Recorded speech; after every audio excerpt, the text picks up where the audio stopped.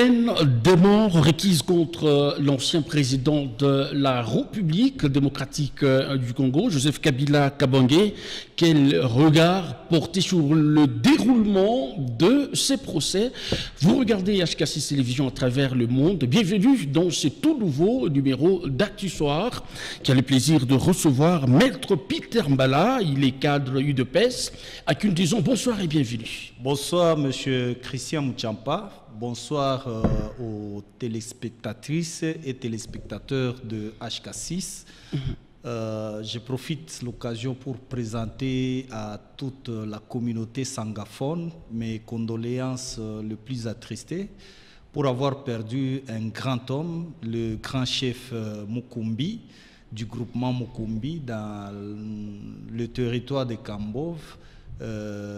Sa Majesté Kalenga Sopwe. Toutes mes condoléances à toute la grande famille. Merci, merci. Je l'ai annoncé tout de suite dans l'entame de cette émission. Peine de mort requise contre Joseph Kabila Kabange. Est-ce une surprise pour vous d'entendre parler de la peine de mort contre l'ancien président de la RDC? Ben, c'est la première fois en République démocratique du Congo que la justice pousse loin son expertise et sa capacité, n'est-ce pas, de juger un ancien président de la République. Une surprise, je dirais que c'était prévisible au regard des actes posés par M. HK, qui veut dire Hippolyte Kanambe Kazembere, alias Joseph Kabila, au regard de ces actes que nous avions tous observés, dont il est parti s'associer avec l'agresseur et les rebelles de M23 AFC. Donc, pour nous, nous disons que... Vous estimez que c'était prévisible. Est-ce que toutes les preuves étaient-elles réunies au cours de ces procès?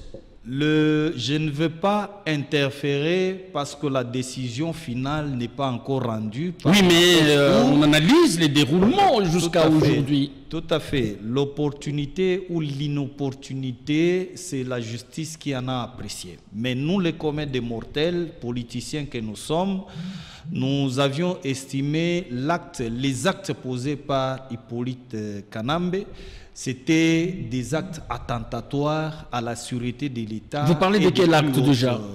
Le fait de s'associer avec l'agresseur et certaines paroles qui ont blessé même la population, de dire que les M23, on devrait les laisser faire les revendications en tuant, en violant, en massacrant la population de l'Est. Ça, ce sont des actes intolérables que la justice de la République démocratique du Congo, qui s'est estimé que nul ne peut être... Vous avez suivi la réaction de certains opposants qui crient à la théâtralisation, à la politisation de ces procès? Ben, il devrait en amont crier d'abord à la trahison, à l'espionnage des actes posés par l'ancien président de la République. Il devrait condamner le fait de savoir associer, être associé à l'agresseur, où nous, aujourd'hui, nous sommes en train de pleurer. Plus de 20 000 personnes tuées dans un clin d'œil, dans un espace très renfermé, où nous continuons à pleurer jusqu'à ces jours les actes de l'agresseur. Donc il n'y a pas la théâtralisation du procès. Moins encore la politisation. Voulez-vous bien le dire? Il n'y a rien de politisation. Il n'y a rien de politisation parce que ces juges, j'estime et j'ai la ferme certitude que la plupart ont été juges avant l'avènement de Félix Antoine Tshisekedi Tshilombo. Le magistrat qui ont composé ces procès sont des hauts magistrats qui viennent de très loin. Les avocats qui ont assisté ou représenté la République démocratique du Congo, ce ne sont pas les magistrats qui venaient de prêter serment en 2019. Donc vous vantez leur expertise. Ce sont des talents, des talentueux, des éminents avocats qui ont apporté en plus. Moi, je pense que c'était plus pédagogique et on a crevé l'abcès et un procès qui a mis au clair ce que les uns les autres... Alors, il y en a ceux qui estiment qu'au nom de la cohésion nationale, c'est danser un peu plus vite que la musique. Ben, chaque fois quand j'analyse les propos des opposants qui appellent à la cohésion nationale, souvent c'est lorsque l'agresseur, avec ses pantins, ses sous-traitances, sont inquiétés, sont chassés jusqu'à les mettre en péril, que les opposants se réveillent pour dire il y a manipulation, voilà, chasse à l'homme, ainsi de suite. Voyez les indicateurs. Vous ne pouvez pas me dire le contraire que la communauté internationale a condamné ces procès. Aucun pays, le Conseil de sécurité des Nations Unies venait de se tenir. On n'a même pas relevé. Ce qui veut dire tout simplement qu'ils ont consenti aussi que les messieurs anciens présidents de la République, je cite Hippolyte Kanambe Kazembere Mutwale. Vous lui avez collé notre nom? Non, non, non, c'est pas moi. Ngoï Mukena l'avait dit. Ngoï Mukena l'avait relevé. Ngoï Mukena, c'est pas... Et aujourd'hui, vous remettez en cause pratiquement son appartenance. Vous estimez qu'il ne serait pas fils de Mzee Laurent Désiré Kabila. Vous êtes prêt à lui ôter même la nationalité. Trouvez-vous cela rationnel? Non, non, on n'est pas dans cette démarche.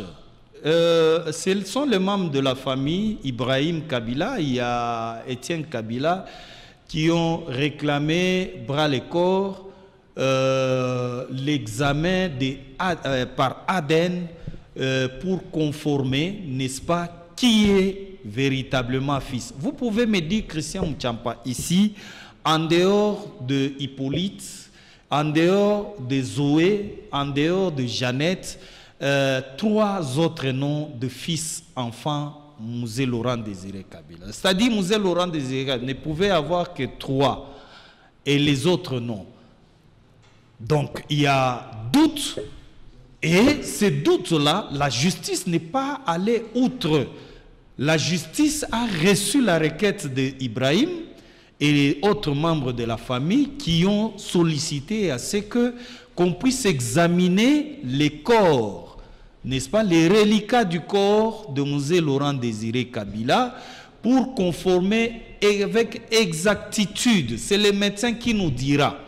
Donc ici, nous nous mettons dans la peau de comprendre, n'est-ce pas, qui était cet homme qui nous a géré pendant 18 ans avec une fausse identité et par sur quoi il est... voilà. Alors, est-ce qu'ici on peut dire que UDPS serait en train de saluer le déroulement de ces procès qui, selon plusieurs, serait en train d'évincer l'ancien président de la République démocratique du Congo? L'UDPS ne peut saluer l'avancement d'un état de droit. Ici, ça veut dire tout simplement qu'en République démocratique du Congo, il n'y a plus des intouchables. Il n'y a plus des hommes forts qui peuvent aujourd'hui se réveiller et faire du n'importe quoi. Il n'y a plus cette question-là de complaisance lorsqu'il s'agit de... La justice n'est plus malade. La justice est en train, n'est-ce pas... Quel est l'état de santé de la justice congolaise actuellement? Je sais que je dis, la justice est en train de prendre l'ascenseur avec la rigueur du commandant suprême, magistrat suprême, le chef de l'État Félix Antoine Tshisekedi Tshilombo, qui veut voir que tout le monde soit égal devant la justice. Et je veux par ricochet dire, si le monsieur de Hippolyte Kanambe alias Joseph Kabila, était très malin, il allait déléguer les avocats parce que les avocats, leur rôle, c'est d'assister, de représenter quelqu'un en justice. Mais pourquoi il n'a pas fait? Alors Pour crier aujourd'hui à la théâtralisation de la procédure, non, la procédure... Alors comment comprenez-vous? Vous l'assimilez aux agresseurs, M23 et tout ça, mais de l'autre côté, ce sont les pourparlers qui se poursuivent. Comment comprenez-vous ces paradoxes? Ben oui, parce que le pourparler, ce n'est pas un péché mortel, n'est-ce pas? Dans toutes les familles, surtout en Afrique. On vous rappelle que le pourparler, c'est entre autour d'une même table avec les pantins, c'est ça? Mais autour d'une table avec une matière précise. Mais vous négociez avec les pantins, n'est-ce pas? La RDC est en position de force et du fait que l'exigence de la communauté internationale et de toute l'Afrique, c'est que les pantins doivent se retirer et de territoires occupés. Pourquoi ils ne libèrent pas les territoires occupés jusqu'à aujourd'hui? Ben, tout simplement, c'est justement devant eux, il y a un qui se veut très cupide. Je parle bien de Paul Kagame, le président rwandais, qui est en train de manipuler la manette au fin de continuer à piller systématiquement et systémiquement le minerai stratégique de la République démocratique du Congo. Les autres, là, Nanga et consorts, ce sont déjà des jouets qu'on essaye de tout ça. Alors, comme ils se réclament congolais et qu'ils disent qu'ils ont des préoccupations, bon, à quoi bon le refuser, et surtout que la communauté internationale entre en jeu. Mais attention... Donc vous pouvez rationner, c'est pour parler, et toutes ces morts-là, ce ne serait pas craché sur leur mémoire? Nous sommes sur les derniers virages, vous avez suivi le chef de l'État, il a dit, parce que le Pantin voulait plaider pour le Rwanda, qu'il nous gère, qu'on fasse la cogestion de l'espace de l'Est de la République démocratique du Congo, pendant 5 ans. Et le chef de l'État a dit niet. La République reste une indivisible et si ça continue comme ça, nous appliquons le plan B. Le plan B... Ce serait quoi le plan B? Non, je ne peux pas le dire ici. Au moins vous rassurez à ceux qui vous regardent, il y en a quand même. Il y en a. Que vous connaissez, je vous regarde, que vous imaginez. Je regarde les téléspectatrices et les téléspectateurs des HK6 qui a un plan B et ce plan B c'est très dangereux pour l'ennemi et ça risque de créer des dégâts irréparables dans les camps des ennemis. Donc nous appelons... Comment vous êtes entré en contact avec ces plans B là? C'est au niveau du parti que vous communiquez? Je suis du parti présidentiel. Je sens même l'odeur. Quand on parle, quand on souffle quelque chose, nous on sent quand même l'odeur. On a des orientations, on sait les dire ouvertement que voilà, les signaux d'alarme sont comme ça. Et nous disons à la population de suivre ça. Alors, peine de mort contre Joseph Kabila, est-ce qu'on peut dire c'est...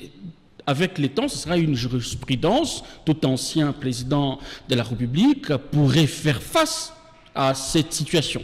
Mais le banditisme d'un président, ancien président, peut amener quelqu'un à être condamné à la peine de mort. Et nous disons oui, parce que nous défendons le valeur. Nous défendons le valeur. Et les valeurs, c'est ce qui vient d'être produit par la haute cour militaire. Cette peine de mort, c'est aussi une leçon pour tout celui qui dirige ou qui dirigera le pays. Lorsque vous quittez les pays, si vous voulez bien, faites l'opposition républicaine. Mais allez prendre les armes contre le pays auquel vous avez dirigé, c'est très dangereux. Vous risquez de courir Peter Mbala, je rappelle que vous êtes cadre UDPS. Merci d'avoir répondu à notre invitation. C'est moi qui vous dis merci, monsieur Christian Mouchamba. Merci à vous qui nous avez suivis à travers le monde. Nous vous retrouvons très prochainement avec la même détermination. D'ici là, portez-vous bien. et à très vite.